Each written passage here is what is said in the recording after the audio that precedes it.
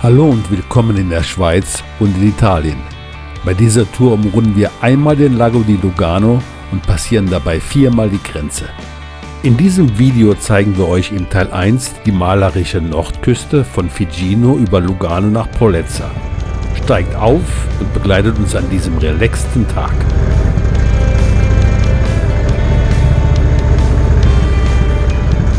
Das Dörfchen Figino gehört zur Stadt Lugano im Tessin. Die schmale Uferstraße war an diesem Tag wenig befahren.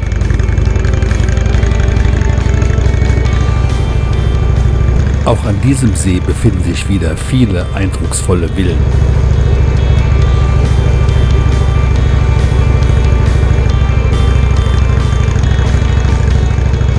Aufgrund der umgebenden Berge geht es am Ufer naturgemäß recht eng zu. Das ist aber ein leicht zu verschmerzender Nachteil dieser herrlichen Lage.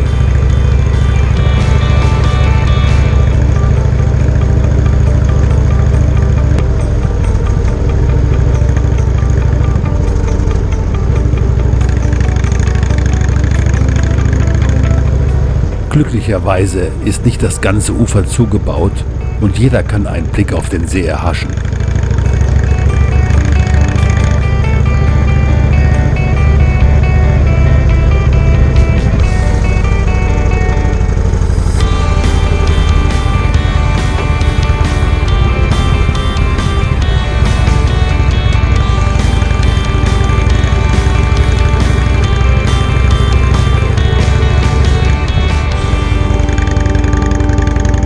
Arbostorra liegt am Fuße des 822 Meter hohen, gleichnamigen Berges.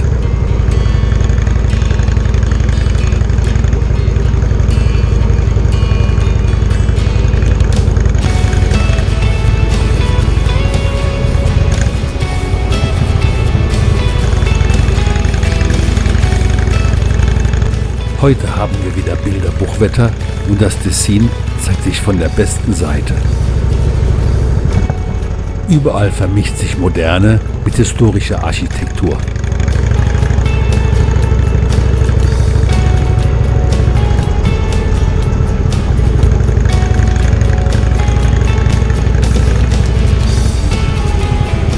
Morcote ist ein bevorzugter Wohnort, dessen historisches Erbe besonders schützenswert ist.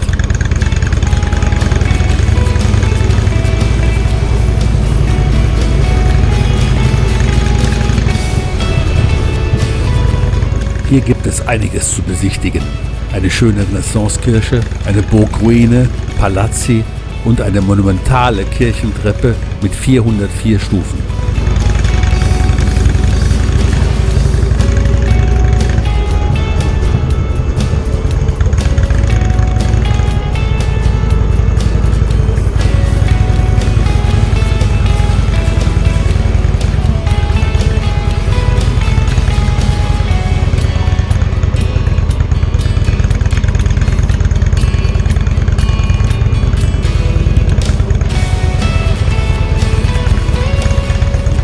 Die schöne Uferstraße mit ihren Arkaden ist ein weiteres Highlight des Ortes.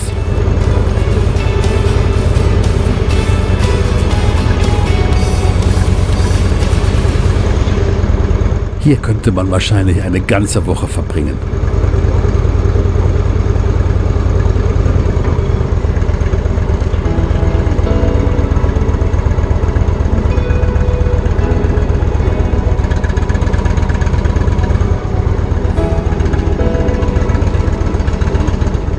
Morcote hat natürlich auch eine reiche Historie, die nicht immer einfach war. So überlebten in Pestia 1432 nur 7 Familien die Seuche.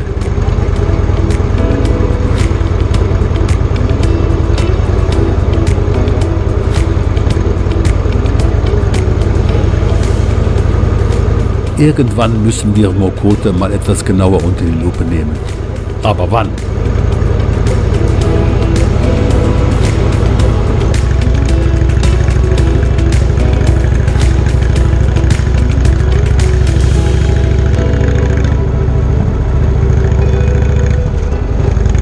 Hier sind wir schon in Vico Morcote, das einen gut erhaltenen alten Ortskern besitzt.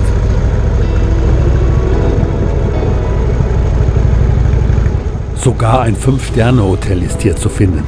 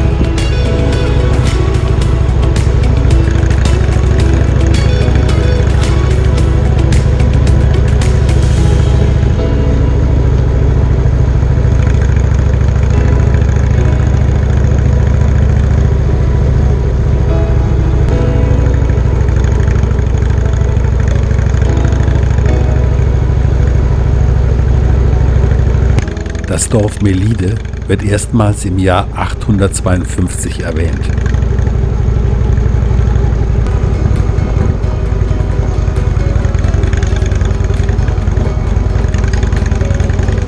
Es hatte später Zollrecht und sogar das Monopol für die Fischlieferungen nach Lugano.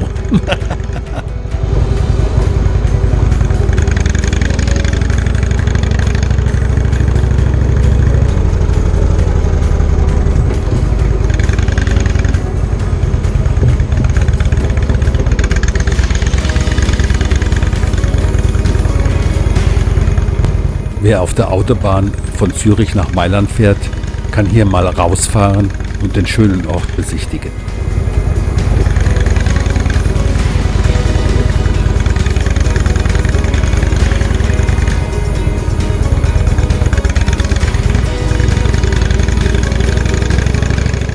Melide liegt jetzt hinter uns und wir befinden uns auf der Via Cantonale 63.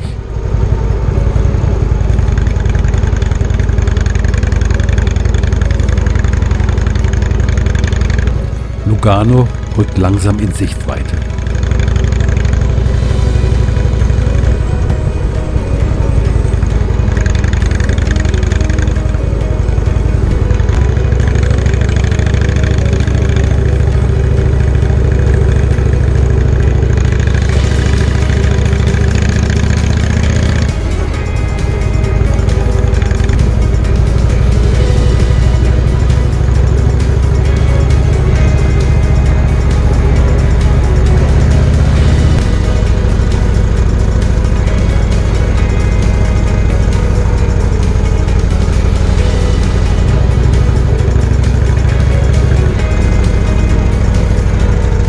Das ist Paradiso und es geht nahtlos nach Lugano über. Paradiso hat Ende des letzten Jahrhunderts sein Gesicht gewandelt. Historische Bauwerke wurden zunehmend durch moderne Gebäude ersetzt, die neben Hotels auch privates Wohneigentum vorsahen.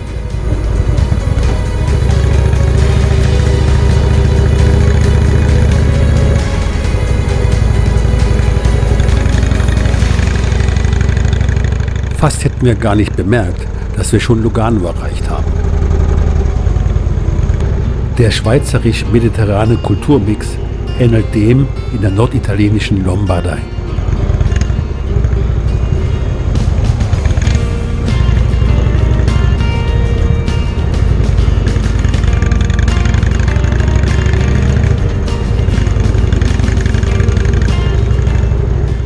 Die Stadt liegt am Nordufer des Luganer Sees, eines Gletschersees inmitten der Berge.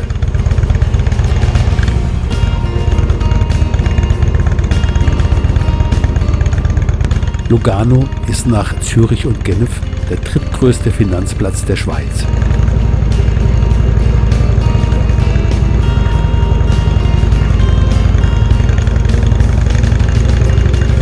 Mit einem Jahresmittel von 13 Grad gehört Lugano zusammen mit Locarno zu den wärmsten Orten des Landes.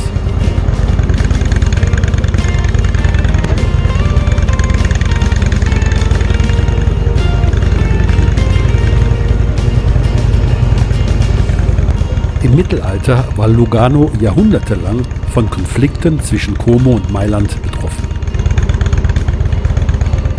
Erst herrschten die Mailänder, dann die Franzosen, bis diese schließlich 1513 von den Eidgenossen vertrieben wurden.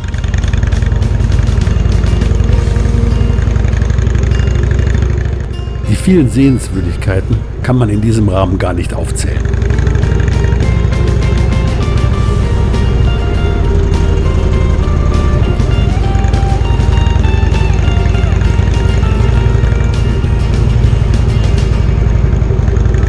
Sicherlich kein schlechter Platz zum Leben.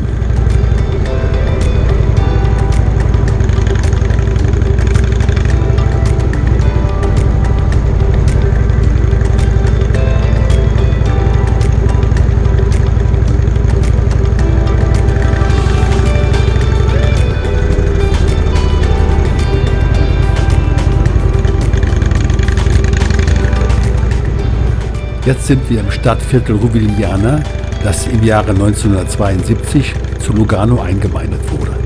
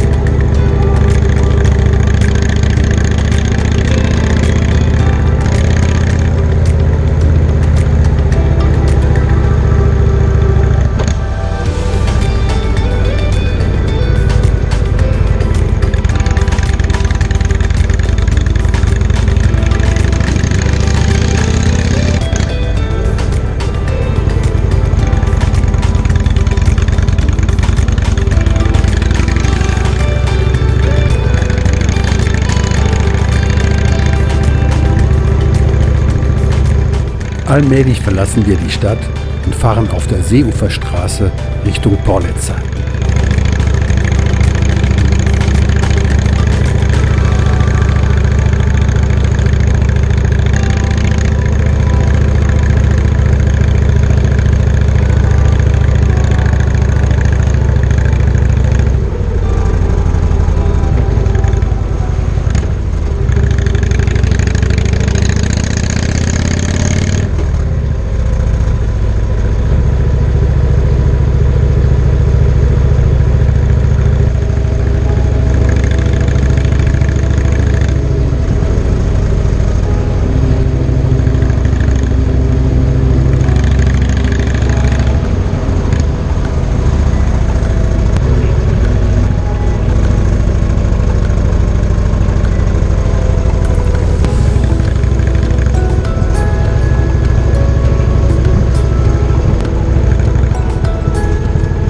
Die Grenze nach Italien dürfte eigentlich nicht mehr weit sein.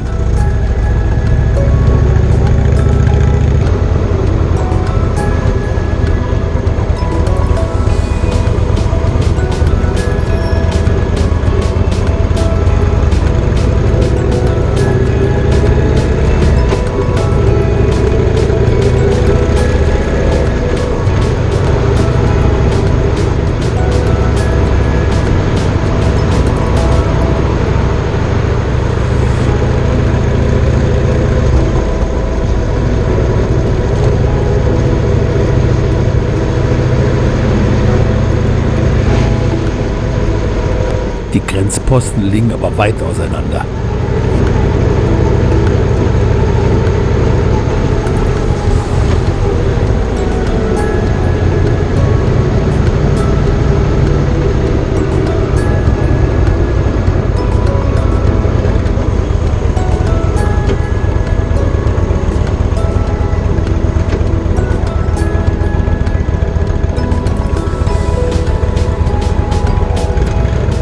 Glück gehabt, keine Kontrollen.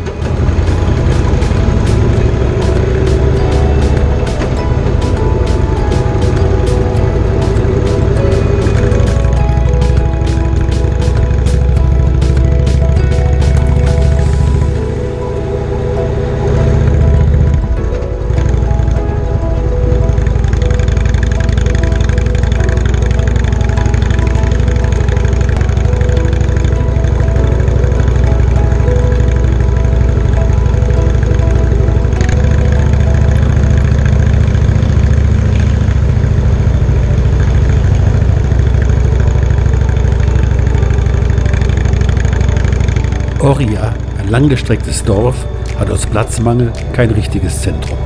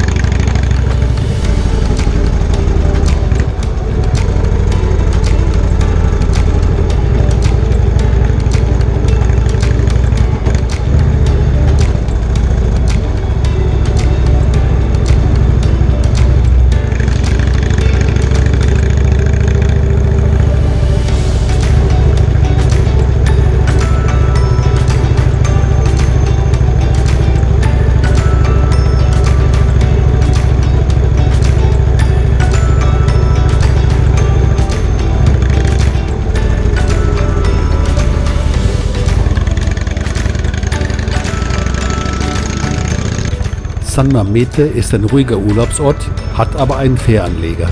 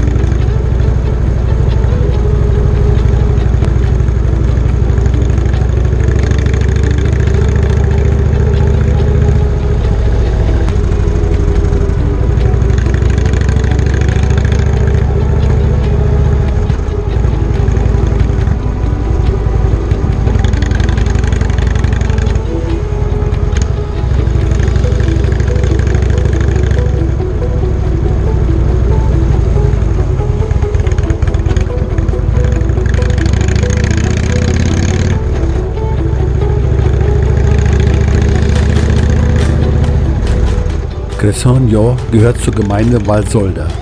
Es hat viele Ferienhäuser. Der Tourismus ist auch hier das Hauptgeschäft.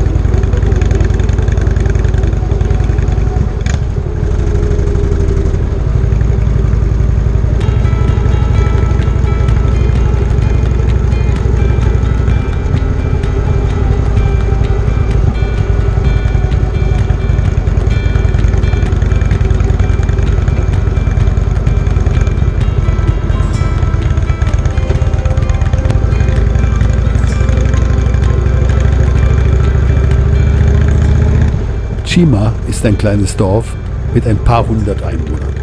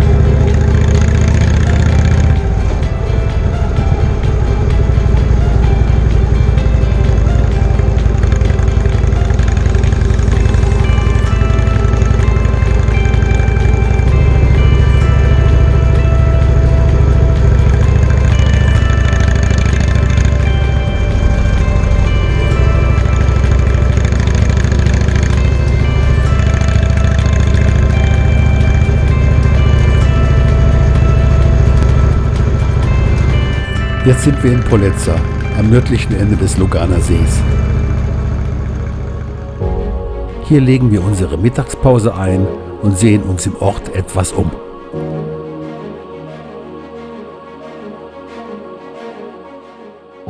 Das schönste Gebäude ist wie immer die Kirche, San Vittore aus dem Jahre 1690.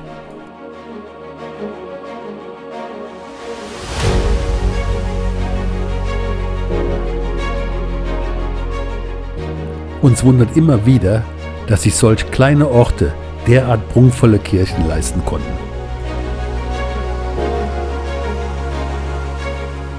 Der Ort selber hat knapp 5000 Einwohner und gehört zur Provinz Como.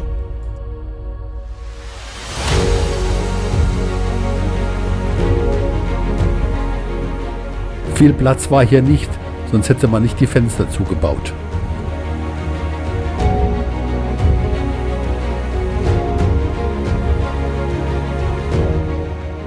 In der Mittagszeit ist in den Gassen nicht viel los.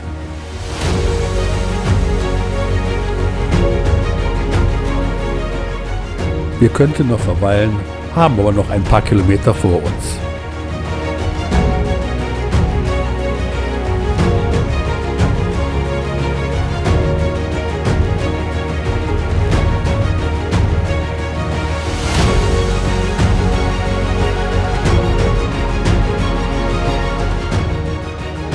Wenn es euch gefallen hat, würde ich mich freuen, wenn ihr ein Abo oder einen Daumen hoch dalassen würdet. Bis zum nächsten Mal.